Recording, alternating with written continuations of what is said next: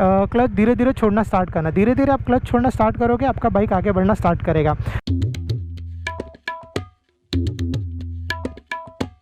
नमस्ते दोस्तों and welcome to my channel. आज इस वीडियो में हम लोग बात करने वाले हैं कि ऐसे पावरफुल बाइक्स को किस तरीके से कंट्रोल करना चाहिए। सो स्टार्ट करते हैं अपना वीडियो। एंड वीडियो मैंने दो तरीके से बनाया है, दो तरीके के लोगों के लिए स्पेशली बनाया है।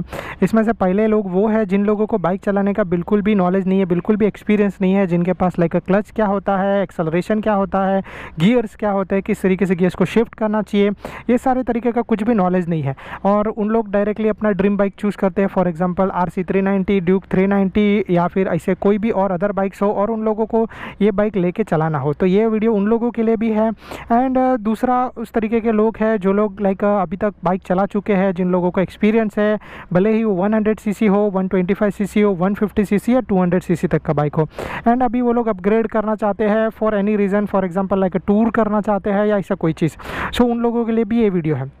पहला चीज़ मैं आप लोगों को यही बोलूँगा कि जिनके पास एक्सपीरियंस नहीं है बिल्कुल भी, वो लोग थोड़ा सा एक एक्सपीरियंस ले लो आप। तो अगर आप लोग लाइक डायरेक्टली ऐसे बाइक्स चलाओगे तो मे भी हो सकता है कि आपको सारे कंट्रोल्स के बारे में नहीं पता हो, आप सही तरीके से गियर शिफ्ट नहीं करो, और जिसके वजह से आपके बाइक के लाइक गियर बॉक्स डैमेज हो सकता है, इंजन डैमेज हो सकता है, मे भी आप एक्सीडेंट का शिकार बन सकते हो।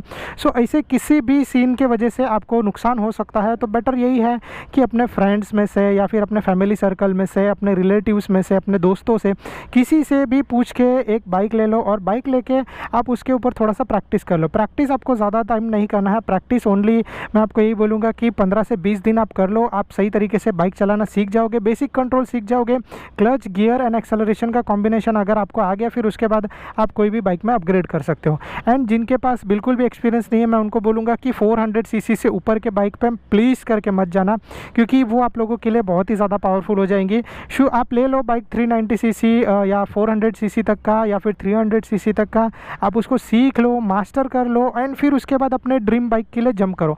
आप लोग ये तो नहीं चाहोगे ना कि फॉर एग्जांपल मैंने अपना ड्रीम बाइक लिया है, जो भी है वो या तो हो गया यामाहा R1 हो गया, या सुजुकी हायाबुसा हो गया, या कोई भी बाइक हो गया, एंड फिर आप उसको क्रैश कर दो, जिसका मतलब नुकसान बहुत ही ज़्यादा हो सकता है। सो मैं आपको यही बोलूँगा कि पहले आप एक बाइक ले लो, फॉर एग्जाम्पल 400 सीसी तक का, उसको चलाओ, अच्छा खासा एक्सपीरियंस जमा कर लो 6 महीने से साल भर तक का, फिर आप 1000 सीसी के बाइक के लिए जंप करो। एंड अभी बात करते हैं उन लोगों के लिए जिन लोगों को बाइक चलाना आता है, जिन लोगों ने 100 सीसी या 150 सीसी तक के बाइक चलाया है, तो उन लोगों को अभी किस तरीके से बाइक पे डील करना चाहिए। तो मैं आपको यही बोलूँगा कि आपने बाइक चला है, आपको एक्सपीरियंस भी है, तो मैं आपको यही बोलूँगा कि आप 650 सीसी से लेके 800 सीसी तक अपने आपको सीमित रखो। इससे ज़्यादा पावरफुल सीसी के बाइक्स आप लो मत। उसका रीज़न भी सेम चीज़ है कि लाइक 100 सीसी का बाइक का पावर और 1000 सीसी तक का बाइक का पावर बहुत ही ज़्यादा डिफरेंस होता है। तो सेम सिनारियो में मैं आपको यही बोलूँगा कि अगर आपको कोई बाइक पसंद है इन बिटवीन, सो वो मिडल सेक्शन वाला लो। एंड इंडिया में लाइक शुरू में 1000 सीसी तक के बाइक्स आप लेके उसको चला भी नहीं पाओगे सही तरीके से। सिटी ट्रैफिक एंड ये सब चीज़ें तो आपको पता है, सिर्फ ओनली हाईवे पे आप उसको भगा पाओगे, एंड वहाँ पर भी अगर आपको सही तरीके से कंट्रोल करना नहीं आया तो सोचो कि वही चीज़ है कि आपका भी नुकसान हो सकता है। एंड अभी स्टार्ट करते हैं उन चीज़ों से जो कि मस्ट मैंडेटरी है। सो कोई भी बाइक हो, फॉर एग्जांपल जैसे मेरा ये डोमिनार ही है, तो डोमिनार के पहले चीज़ तो फीचर्स क्या क्या है, उसमें ABS है नहीं है, ट्रैक्शन कंट्रोल है नहीं है, ये सारी चीज़ें लोगों को लाइक पता ही नहीं होती है कि ये सब चीज़ें क्या है। सो पहले मैं आपको ये बोलूँगा कि इस चीज़ का एक तरीके से एक्सपीरियंस ले लो, सारे फीचर्स क्या है अपने बाइक में वो सब चीज़ें सीख लो। क्योंकि ऐसा होता है ना कि आपने निंजा 300 लिया है, उसमें मैनुअल के अंदर सब चीज़ें लिखी है, लेकिन आपने सोचा कि मैनुअल का क्या ज़रूरत है, मैं खुद ही सब कंट्रोल कर करके सीख लूँगा। लेकिन ऐसा हो सकता है कि एक छोटा सा कंट्रोल आपकी लाइफ बचा सकता है। सो आप सारे फीचर्स को सही तरीके से समझ लो, सही तरीके से एक तरीके से आप उस पर ग्रिप बना लो, फिर उसके बाद ना आप बाइक चलाना स्टार्ट करो। तो जैसे आपने सारे फीचर्स पता कर लिए और हर एक चीज़ आपको पता हो गया, इसके बाद नेक्स्ट प्रोसीजर ये रहेगा कि मैं आपको ये नहीं बोलूँगा कि जाओ अभी आपको सब चीज़ आ गया है, जा सिमरन जी ले अपनी ज़िंदगी। सो वैसा नहीं होने वाला है। आपको अभी अगेन आपको ना थोड़ा सा बाइक से अपने आप को कंफर्टेबल करना है। बाइक का वेट, बाइक के ब्रेक किस तरीके से काम करते हैं, बाइक का एक्सेलरेटर कहाँ से तरीके से काम करता है, कौन से RPM पे उसको ज़्यादा पावर मिलता है, ज़्यादा टॉर्क मिलता है, जिसके वजह से बाइक ज़्यादा स्पीड परफॉर्मेंस देता है, ज़्यादा अच्छा परफॉर्मेंस देता है। एंड ये सारी चीज़ें आप लोगों के लिए बहुत ही ज़्यादा इंपॉर्टेंट है। अगर आपने ये सब चीज़ें नहीं पढ़ी है या नहीं समझी है, सो प्रॉब्लम हो जाएगा। एंड पहला प्रैक्टिस मैं आपको यही बोलूँगा कि चाहिए कोई भी आपका बाइक हो, चलो फॉर एग्जांपल कि आपने अभी डोमिनार ले लिया है, या फिर आपने Duke 390, RC 390, adventure 390, Ninja 300, Ninja 400, कोई भी ऐसे बहुत सारे बाइक्स हैं, आप कोई भी बाइक ले लो, लेकिन आपको पहले उन बाइक्स के ऊपर थोड़ा सा प्रैक्टिस करना है। प्रैक्टिस मतलब लाइक आप ऐसे एम्प्टी लॉट में चले जाओ जहाँ पे लाइक ज़्यादा व्हीकल्स नहीं आते हैं, पूरा एम्प्टी रहता है, वैसी जगह पे जाने के बाद आप थोड़ा सा अपने बाइक को चालू करो एंड एक्सेलरेशन को कंट्रोल करने का कोशिश करो, क्लच एंड एक्सेलरेशन। सो ये आपके लिए बहुत ही ज़्यादा इंपॉर्टेंट है, नहीं तो पता चला कि आपने ज़्यादा एक्सेलरेशन दिया, बाइक सीधा मतलब 60-70 की स्पीड में पहुंच गया और सामने अचानक कुछ आ गया, फिर आप गए। सो वैसा नहीं होने के लिए आपको ये सारी चीज़ों को समझ में आना चाहिए। और बाइक के वेट, बैलेंस, ये सब चीज़ें बहुत ज़्यादा इंपॉर्टेंट है। उन लोगों को जिन लोगों को बाइक राइडिंग बिल्कुल भी नहीं पता, उनको बैलेंस में बहुत ही ज़्यादा मुश्किल हो सकता है। सो वैसा नहीं हो, इसीलिए मैं आपको ये बोलूँगा कि आपको पहले ये सब चीज़ें करके लेनी है। तो पहला प्रैक्टिस आपका यही रहेगा कि बाइक स्टार्ट करो और क्लच छोड़ो, आपको एक्सेलरेशन देने का कोई भी ज़रूरत नहीं है। ऐसे पावरफुल बाइक्स में ऑटोमेटिकली जैसे आप क्लच छोड़ोगे वैसे बाइक आगे जाना स्टार्ट कर देगा। तो जैसे मैं आपको यहाँ पे एग्जांपल के हिसाब से बताता हूँ, मैं अपना बाइक स्टार्ट करता हूँ, न्यूट्रल पे किया एंड मैं बाइक स्टार्ट करता हूँ, बाइक मेरा स्टार्ट हो गया। यहाँ से मैं क्लच प्रेस करता हूँ एंड गियर शिफ्ट कर रहा हूँ। तो ऑलवेज़ आपको गियर शिफ्ट करना है, कोई भी बाइक क्यों नहीं हो, आपको क्लच प्रेस करके, ये फुल क्लच प्रेस करके ही आपको गियर शिफ्ट करना है। आपके लेफ़्ट साइड में होगा क्लच एंड राइट साइड में होगा फ्रंट ब्रेक। फ्रंट ब्रेक कभी भी 4 फिंगर से मत दबाओ, आप हमेशा यूज़ करो ओनली 1 फिंगर या 2 फिंगर्स, ये आपके ऊपर डिपेंड करता है आपको कौन सा फिंगर यूज़ करना है। मैं मोस्टली एक ही फिंगर यूज़ करता हूँ। एंड अभी सेम चीज़, सिर्फ आपको एक्सेलरेशन नहीं देना है, आपको यहाँ से क्लच धीरे धीरे छोड़ना स्टार्ट करना। धीरे धीरे आप क्लच छोड़ना स्टार्ट करोगे, आपका बाइक आगे बढ़ना स्टार्ट करेगा। सो ये इस तरीके से आपका बाइक आगे बढ़ेगा। एंड मैं आपको यही बोलूँगा कि कोई भी बाइक हो अच्छे खासे एक स्पीड पे पहुंच ही जाता है। तो फॉर एग्जांपल मेरा बाइक आराम से 10-12 किलोमीटर की स्पीड तक पहुंच जाता है जब मैं सिर्फ क्लच छोड़ दूं बिना एक्सेलरेशन के। तो सेम आपका बाइक भी वैसे स्पीड तक पहुंच सकता है एंड आपको उसी तरीके से कंट्रोल करना सीखना है। 1-2 राउंड मार लो और आपको ये डेली करने का ज़रूरत नहीं है। अगर आप 10-15 बार आराम से कर लोगे एक ही दिन के अंदर, आपको जजमेंट आ जाएगा, आपको इस चीज़ का आइडिया आ जाएगा। एंड फ्रंट ब्रेक कभी भी सडनली स्क्वीज़ मत करो, चाहे आपके बाइक में ABS हो या नहीं हो, क्योंकि हर एक सिचुएशन अलग हो सकता है। मे भी हो सकता है कि आपका डिस्क ब्रेक मेरे डिस्क ब्रेक से अलग हो एंड तुरंत ही वो पकड़ ले। सो मे भी हो सकता है कि ओनली 10 किलोमीटर का स्पीड में भी आपने स्क्वीज़ कर दिया तो आप गए। सो मतलब गिर सकते हो बैलेंस खोकर। सो इसीलिए पहले अपने आप को यूज टू कर लो बाइक से। एंड एक छोटा सा टिप मैं आपको देना चाहूँगा कि कभी भी जब आप फ्रंट ब्रेक यूज़ करते हो, सो आप फ्रंट ब्रेक हैंडल स्ट्रेट रख के किया करो। हैंडल अगर आपने घुमाया है तो बाइक स्कीड हो सकता है। सो इसके बाद आपका नेक्स्ट स्टेप यही रहेगा कि आपको बाइक को एक्सेलरेशन को सही तरीके से कंट्रोल करना है। ओके, तो अभी इसके बाद नेक्स्ट चीज़ आता है कि आपने जब एक्सेलरेशन कंट्रोल करना सीख लिया तो अभी नेक्स्ट चीज़ आता है कि गियर शिफ्टिंग का। तो गियर शिफ्टिंग का भी आपको प्रैक्टिस करना पड़ेगा। ऑब्वियस ये चीज़ है कि आप पहले गियर पे लाइफ टाइम तक नहीं चलाते रहोगे और आप आगे चल के आपको स्पीड बढ़ाना रहेगा तो आपको गियर शिफ्ट करने पड़ेंगे। सो लाइक आपने यहाँ से एक्सेलरेशन दिया, गियर बढ़ा, आपके स्पीड बढ़ गया। अभी नॉर्मल बाइक्स में जिस तरीके से होता है वैसे यहाँ पर नहीं होता।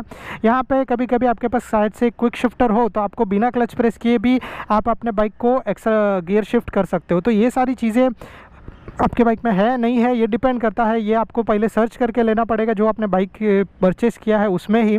सो फॉर एग्जांपल कि जैसे मैं जा रहा हूँ और मेरे एक बाइक का स्पीड लिमिटेड अमाउंट तक पहुँच चुका है, फॉर एग्जांपल 30-40 या जो भी चीज़ है, फिर मैं यहाँ से क्लच प्रेस करूँगा और फिर मैं अपना ये गियर लीवर को ऊपर पुश करूँगा। नॉर्मली सब स्पोर्ट्स बाइक्स में इसी तरीके से गियर होते हैं, 1 डाउन और 5 अप। मतलब एक जो है उसको मुझे नीचे प्रेस करना है तो पहला गियर लग जाएगा, उसके बाद बाकी के सब अप शिफ्ट होंगे। एंड इसी तरीके से आप अपने बाइक के गियर्स को शिफ्ट कर सकते हो। फॉर एग्जांपल मैं यहाँ से क्लच प्रेस करता हूँ, पहला गियर के लिए मुझे ये नीचे प्रेस करना है, दूसरे गियर के लिए मुझे ये नीचे से ऊपर प्रेस करना है। सो इस चीज़ में आपको यूज टू होना पड़ेगा। पहला गियर तो आपने शिफ्ट कर दिया नॉर्मली जब आप रुके हो तब। अब दूसरा गियर करने के लिए आपको फुल क्लच प्रेस करना है और नीचे से ये गियर लीवर को ऊपर की ओर शिफ्ट करना है, तो जिससे आपका बाइक गियर हो जाएगा सेकेंड। एंड फिर अगेन आप यहाँ से क्लच छोड़ दो, एक्सेलरेशन दो। क्लच एकदम झटके से मत छोड़ना क्योंकि वैसा करने से मे भी हो सकता है आपको जर्क लग सकता है। सो धीरे धीरे क्लच छोड़ो, शुरू में यूज टू हो जाओ एंड एक्सेलरेशन दो, आप आगे बढ़ सकते हो। गियर शिफ्टिंग का first, second, third, fourth and फिर फोर्थ से नीचे। मैं शुरू में आपको 4th गियर तक ही जाने बोलूँगा और 60 तक का स्पीड रखने के लिए बोलूँगा, उससे ज़्यादा स्पीड रखने के लिए नहीं बोलूँगा क्योंकि नेक्स्ट चीज़ है आपका ब्रेकिंग वाला चीज़। सो आपको ब्रेकिंग के अंदर भी मास्टर करना है, ये बहुत ही ज़्यादा इंपॉर्टेंट चीज़ है। यस, क्योंकि आपको बाइक चलाना तो आ गया लेकिन रुकाना आना चाहिए, वो पहला इंपॉर्टेंट चीज़ है, राइट। सो आप जैसे बाइक चला रहे हो 15 की स्पीड पे, तभी भी मैं आपको यही बोलूँगा कि आप स्लाइटली रियर ब्रेक या फिर आप अपना फ्रंट ब्रेक प्रेस करके रुकाने का कोशिश करो। बैलेंस करते टाइम दोनों लेग्स नीचे रखो ताकि आपको सही तरीके से बैलेंस करने में भी हेल्प हो। जब आपका बाइक का स्पीड 15 के ऊपर पहुंच जाता है, ऐसा कुछ हो जाता है, सो वो टाइम पे आप अपने दोनों लेग्स ऊपर रख सकते हो। इसको फुट पैक बोलते हैं, फुट पैक के ऊपर आप रख सकते हो एंड बाइक चला सकते हो। लेकिन शुरू में 15 की स्पीड पे तो ये पॉसिबल नहीं होगा, लेकिन जैसे आप स्पीड बढ़ाना स्टार्ट करोगे वैसे आपको ये चीज़ करना है। ओके, नेक्स्ट चीज़ आपको ये करना है कि ब्रेकिंग का प्रैक्टिस करना है। तो ब्रेकिंग में शुरू में आपको दोनों ब्रेक स्क्वीज़ नहीं करना है, आपको पहले थोड़ा सा रियर ब्रेक पे मास्टर करना है, फिर फ्रंट ब्रेक पे मास्टर करना है। दोनों भी ब्रेक्स इंपॉर्टेंट है। स्लो मूविंग ट्रैफिक्स में आपको रियर ब्रेक ज़्यादा काम हेल्प करेगा। जैसे मेरा डोमिनार है, अगर मैं चला रहा हूँ ट्रैफिक के अंदर, मुझे रियर ब्रेक ज़्यादा हेल्प करेगा। एंड जब मैं लाइक हाई स्पीड चला रहा हूँ, जब मेरा स्पीड ज़्यादा है, वो टाइम पे मुझे फ्रंट ब्रेक हेल्प करेगा। सो दोनों ब्रेक का आपके ऊपर प्रैक्टिस 100% होना चाहिए। एंड एक छोटा सा टिप मैं आपको देना चाहूँगा कि शुरू के एटलीस्ट 2-3 महीने तक आप अपने बाइक को 60 के अबव पुश मत करो। क्यों? क्योंकि आपको यूज्ड टू होना है। तो अगर आप एक बार यूज्ड टू हो गए, उसके बाद आप अपने बाइक को कितना भी पुश करोगे तो चलेगा, लेकिन पहले यूज्ड टू हो जाओ। एंड यूज्ड टू होने का भी मतलब एक सीन होता है कि पहले मैं 60 के स्पीड पे चलाऊंगा, मुझे पता है कि मैं बाइक को कंट्रोल कर सकता हूँ, फिर मैं 80 के स्पीड पे बाइक को कंट्रोल करने का कोशिश करूँगा। सेम सीन में मैं बाइक को 100 के स्पीड पे कंट्रोल करने का कोशिश करूँगा। तो फिर उस तरीके से आप अपना स्पीड बढ़ाओ। पहले दिन ही अगर आप अपना बाइक का स्पीड सीधा 100 के और उसके अबव पुश करोगे, सो मे भी हो सकता है कि फिर पीछे आपको तकलीफ हो जाए। सो वैसा चीज़ नहीं हो, इसीलिए मैं आपको ये बोलूँगा कि धीरे धीरे करके स्पीड बढ़ाओ और अपने बाइक को यूज्ड टू हो जाओ। अच्छा, अभी नेक्स्ट और सबसे इंपॉर्टेंट चीज़ मैं आपको यही बोलूँगा कि गियर्स। जब आप ऐसा कोई भी बाइक लेते हो तो राइडिंग गियर्स बहुत ही ज़्यादा इंपॉर्टेंट है। आपको राइडिंग गियर्स सही चूज़ करने पड़ेंगे और लेने पड़ेंगे। एक अच्छा हेलमेट चूज़ कर लो, एक अच्छा राइडिंग जैकेट चूज़ कर लो अपने लिए, एंड हो सकता है तो राइडिंग पैंट और राइडिंग बूट्स भी ले लो, नहीं तो एटलीस्ट नी गार्ड तो ले लो। क्योंकि अगर किसी सीन में आप गिरे, किसी सिचुएशन में आप गिरे, तो आपका बॉडी बहुत ज़्यादा इंपॉर्टेंट है। क्योंकि बाइक तो ठीक है रिपेयर हो जाएगा, लेकिन ह्यूमन बॉडी को रिकवर करने के लिए टाइम लगता है, हील करने के लिए टाइम लगता है। किसी सिचुएशन में मे बी वो भी पॉसिबल नहीं होता है अगर वर्स एक्सीडेंट हुआ है तो। सो मैं आपको यही बोलूँगा कि अच्छे राइडिंग गियर्स ले लो जब आप ऐसे पावरफुल बाइक्स के लिए जा रहे हो तो। एंड फिर आप बाइक चलाओ उनको पहन के। अगर आपको उनको पहन के आदत नहीं हो रहा है तो पहले नॉर्मली उनको पहन के थोड़ा सा यूज्ड टू हो जाओ। घर पे ही पहन के बैठो, थोड़ा सा बाइक पे पहन के बैठो, थोड़ा सा ग्रिप देखो कि इस तरीके से हो रहा है, आप उसके हिसाब से एडजस्ट हो पा रहे हो कि नहीं। एंड ये सारी चीज़ें और राइडिंग गियर्स किस तरीके से लेने हैं, किस तरीके से चूज़ करना है, उसका भी वीडियो मैंने चैनल पर अपलोड करके रखा है, आप वहाँ पर देख सकते हो। So that's it from the my side. I think so कि इतना नॉलेज आप लोगों के लिए मोर देन इनफ है कोई भी पावरफुल बाइक चलाने के लिए। लेकिन अगर आपको उसके अलावा और भी कुछ डाउट है तो आप नीचे कमेंट कर सकते हो। Thank you so much for watching and bye bye. अगर आप नया बाइक लेने वाले हो तो congratulation in advance and thank you so much for watching. अगर आपको वीडियो पसंद आए तो please do like it and नए हो तो मेरे चैनल पे सब्सक्राइब कर देना। Thank you so much, bye bye.